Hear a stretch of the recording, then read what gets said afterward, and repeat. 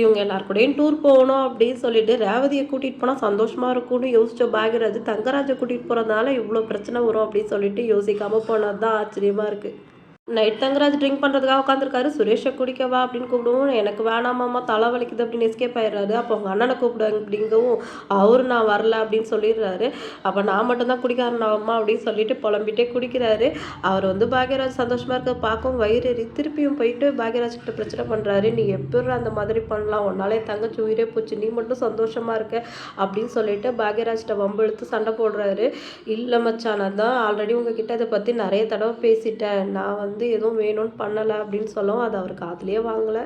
அந்த டைம் சுரேஷ் ஏதோ important call வருதுன்னு தனியாக பேச போயிடுறாரு. பாக்யராஜ் எவ்வளோ சொல்லியும் கேட்காம சட்டை எப்படி சண்டை போடுறாரு. எல்லாருமே வந்து தங்கராஜை தடுக்கிறாங்க. மதிக்கு வந்து கோவம் வந்துடுது. உடனே சுரேஷ்கிட்ட போய் பேசுகிறாங்க. என்னங்க அவர் இந்த அளவுக்கு உங்கள் அண்ணனை கேவலப்படுத்தி பேசுகிறாரு, இப்போ வந்து எனக்கே அவர் மேலே எந்த தப்பு இல்லைன்னு தெரியுது, நீங்கள் அமைதியாக இருக்கீங்க அப்படின்னு சொல்லிட்டு இது அடிக்கடி நடக்கிறது தானேன்னு சொல்லவும் உங்கள் அண்ணன் அவமானப்படுதுன்னு உங்களுக்கு என்ன சாதாரண விஷயமா அப்படின்னு சொன்னோடனே சுரேஷ்க்கு என்ன நினச்சாரோ தெரியல, போய் அவங்க அண்ணனுக்காக பேசுகிறாரு. விடுங்க மாமா, உங்களுக்கு நடந்தது வந்து பெரிய லாஸ் தான், ஆனால் அதுக்கு வந்து அண்ணன் காரணம் கிடையாது, அது வந்து ஒரு ஆக்சிடென்ட், நீங்கள் வந்து அதையே நினச்சி அதையே திரும்ப திரும்ப பேசிகிட்டு இருக்கிறதால எல்லாருக்கும் மன வருத்தம் அதிகம் தான் ஆகும் அப்படின்னு சொல்லவும் நீ உங்கள் அண்ணனுக்கு சப்போர்ட் பண்ணி பேசுகிறாலும் அவர்கிட்டயே சண்டைக்கு போகிறாரு. அதெல்லாம் இல்லை வாங்க மாமா சொல்லிட்டு ரூம் கூட்டிகிட்டு போயிடுறாரு. அதுக்கப்புறம் எல்லாருமே வந்து கிளம்ப ரெடி ஆகிடுறாங்க. என்னங்க நம்ம சாயந்தரம் வீட்டுக்கு போயிடலாம்லன்னு மலர் கேட்கவும், என்ன மலர் இங்கே இருந்துடலாம் சொன்னேன், இப்போ எப்போ போகலான்னு கேட்குற அப்படின்னு சொல்லி யோசிக்கவும், இல்லை தங்கராஜன் இவ்வளோ ஒரு நாள் வந்து பொறுமையாக இருந்ததே பெரிய விஷயம், அதனால் இதுக்கப்புறம் இருக்க சரியாக இருக்காதுன்னு சொல்லிட்டு மலர் சொல்கிறாங்க. மறுநாள் வந்து தங்கராஜ் ஏதோ அம்னீஷியாலேருந்து எழுந்திரிச்ச மாதிரி ரேவதி எல்லா திங்ஸும் எடுத்து வச்சுட்டு கிளம்பலாம்ல அப்படின்னு சொல்லவும், ஏன் ரேவதி நேற்று நான் மட்டும்தான் குடிச்சேனா, குடிச்சிட்டு ஏதாவது சண்டை போட்டேனான்னு கேட்குறாரு. அப்படியெல்லாம் எதுவும் இல்லையே அப்படின்னு சொல்லி சமாளிச்சுட்டாங்க. இல்லை நான் ஏதோ யாருக்கிட்டே சண்டை போட்ட மாதிரியே இருந்துச்சு, சுரேஷ்னை தனியாக கூப்பிட்டு போய் என்ன பேசினா அப்படின்னு சொல்லவும் அதெல்லாம் எதுவும் இல்லைங்க, வேற யாரும் சண்டை போட்டாங்க சொல்லி சமாளிச்சிடுறாங்க. அதுக்கப்புறம் சுரேஷ் அழகுமதி எல்லாம் பேக் பண்ணிட்டு இருக்காங்க. எல்லாமே எடுத்து வச்சுட்டியா அப்படின்னு மதிய கேட்குறாரு. எல்லாமே எடுத்து வச்சுட்டேன் சொல்கிறாங்க.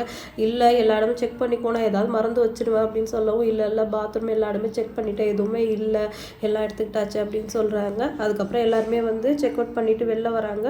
வெளில வந்து சுரேஷ் வந்து ஒரு பயத்தில் உட்காந்துருக்காரு. நம்ம மேலே மாமா கோவமாக இருக்காரோ, என்ன பண்ணுவாரோ தெரியல அப்படின்னு சொல்லிட்டு அவங்க அக்கா வந்தவொடனே, எனக்கா மாமா எப்படி இருக்காரு, என் மேலே தான் கோவமாக இருக்காரு அப்படின்னு கேட்குறேன். நேற்று நடந்த எல்லாத்தையுமே அவர் வந்து மறந்துட்டாரா அப்படின்னு சொல்கிறாங்க.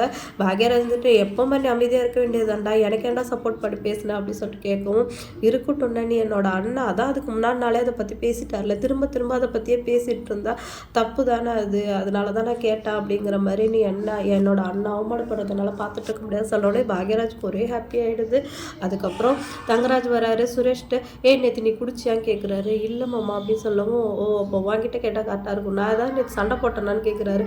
அதெல்லாம் இல்லை மாமா சொல்லி அவரும் சமாளிச்சிடாரு. அதுக்கப்புறம் பில் பே பண்ண போகிறாங்க. சாப்பிட்ட பில்லு ட்ரிங்க்ஸ் எல்லாம் சேர்த்து 45,000 பில்லு சொன்னோடனே பாக்யராஜ் நான் பே பண்ணுறேன் அப்படிங்கிறாரு.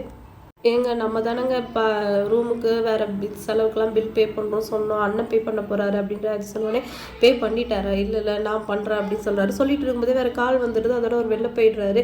என்ன சார் பில் பே பண்ணுறீங்களா இல்லையா அப்படின்னு கேட்டோடனே பாக்யராஜ் தயங்குறாரு. மலர் இருந்துட்டு என்னங்க அப்படிங்கிறாங்க. இல்லை நானே பே பண்ணிடுறேன் அப்படின்னு சொல்கிறாரு. பில் பே பண்ண போகிறாரு. மதியம் இருந்துட்டு இருங்க அப்படின்னு சொல்லிட்டு இதுக்கான பில்லெல்லாம் நீங்கள் பே பண்ணுங்க அப்படின்னு சுரேஷ்கிட்ட சொல்லிடுறாங்க. சுரேஷ் ஒன்று ஷாக் ஆகிடுறாரு.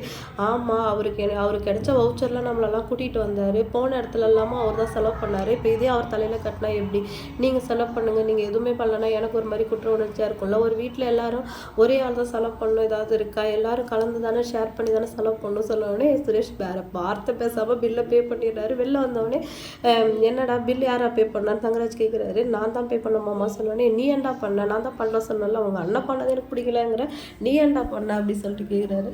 இல்லை மாமா மதி தான் பே பண்ண சொன்னால், எல்லாரும் இருக்கும்போது நான் என்ன சொன்னால் அதானே கட்டிட்டேன் அப்படின்னு சொல்கிறேன்.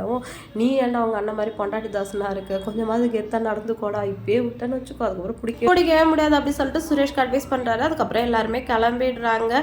மலர் பாவம் பயந்துக்கிட்டே போகிறாங்க. இன்னும் காரில் வீட்டுக்கு போகிற வரைக்கும் இவர் கூட தான் போகணும், எதுவும் பிரச்சனை ஆகாமல் இருக்கணும் அப்படின்னு சொல்லிட்டு வெயிட் பண்ணி பார்க்கலாம் அடுத்து என்னெல்லாம் நடக்க போகுது அப்படின்னு சொல்லிட்டு. பை.